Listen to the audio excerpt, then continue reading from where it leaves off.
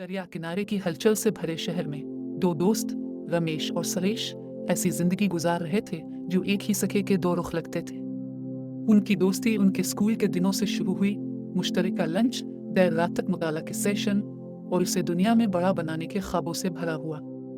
रमेश एक तेज जहानत और मातुएकांकशी आदमी, हमेशा बड़े ख्यालात रखने वाला था। अपनी मुतवस्सित तालीम मुकम्मल करने के बाद उसने कम सफ़र करने वाली सड़क पर जाने का फैसला किया। इसने हाथ से तैयार करदा दस्तकारी फरोख्त करने का एक छोटा सा कारोबार शुरू किया। शुरू में ये मकामी बाजार में सिर्फ एक स्टॉल था, लेकिन रमेश की कारोबार में महारत और लोगों की ख्वाहिश के साथ ये बढ़ता गया।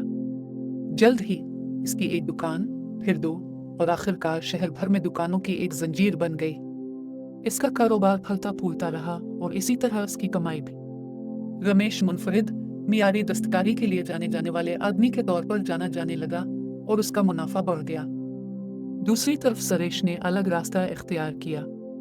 वो ज्यादा मोहतात था, एक मुस्तहकम काम के हिफाजती जाल को तरजीह देता था। फारिग अल तहसील होने के बाद वो एक मरूफ कंपनी में मैनेजर के ओहदे पर फाइज हो गए। इसकी मुलाजमत का मुतालबा था, लेकिन सुरेश को मामूल और उसकी फराहम करदा सिक्योरिटी में इत्मीनान पाया। हर महीने इसकी तनख्वाह घड़ी के काम की तरह आती थी। इसके बिल, इसका मामूली तर जिंदगी और बचत के लिए थोड़ा सा इजाफी। सुरेश मुतमईन था, ये जानते हुए कि इसका खानदान महफूज है और वो उन्हें आरामदेह जिंदगी फराहम कर सकता है। अपने मुख्तलिफ रास्तों के बावजूद रमेश और सुरेश बेहतरीन दोस्त रहे। वो अक्सर अपने पसंदीदा कैफे में मिलते थे, चाय के कपों पर कहानियां बांटते थे। एक दिन जब वो अपनी मामूल की मेज पर बैठे थे, सुरेश मदद नहीं कर सका, लेकिन रमेश की आंखों में चमक को देखा।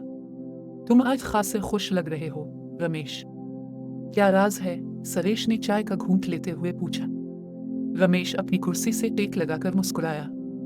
मैंने अभी एक मुआहदा बंद किया है जिससे बैन अल-अक़वामी सतह पर मेरे कारोबार को वुसअत मिलेगी। ये एक बड़ा कदम है सुरेश, इससे बड़ा जो मैंने पहले किया है। सुरेश मुस्कुराया, अपने दोस्त के लिए हकीकी तौर पर खुश। ये हैरत अंगेज है रमेश, आपके पास हमेशा उन चीजों के लिए एक हुनर रहा है। मुझे यकीन है कि आप बहुत कामयाब होंगे।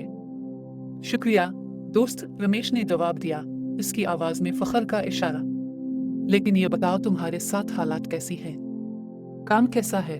सुरेश ने कंधे उचका कर नरमी से मुस्कुरा दिया।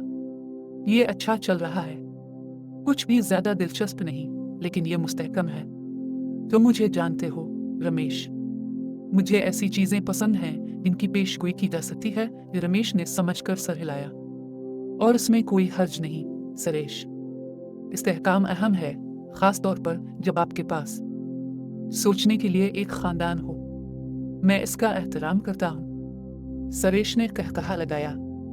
और मैं आपके काम का एहतराम करता हूँ, आप हमेशा खतरा मोल लेने वाले रहे हैं।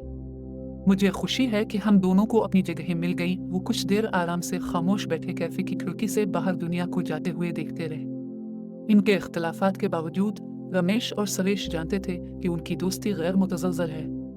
उन्होंने अपने तरीके से कामयाबी हासिल की थी, रमेश अपने फलते फूलते कारोबार और सुरेश अपनी मुस्तकिल मुलाजमत के साथ। दोनों खुश थे, दोनों मुतमईन थे और सबसे बड़ी बात यह कि दोनों को एक दूसरे पर फख्र था। आखिर में इससे कोई फर्क नहीं पड़ता था कि किसने ज्यादा कमाया या किसके पास शानदार टाइटल है। अहम बात यह थी कि उन्होंने जो बॉन्ड शेयर किया, वो यादें जो उन्होंने तख्लीक की, और यह हकीकत कि वो हमेशा एक दूसरे के लिए मौजूद थे, चाहे उन्होंने कोई भी रास्ता चुना हो। और इस तरह दोनों दोस्त अपने पसंदीदा कैफे में मिलते रहे, कहानियां बांटते रहे।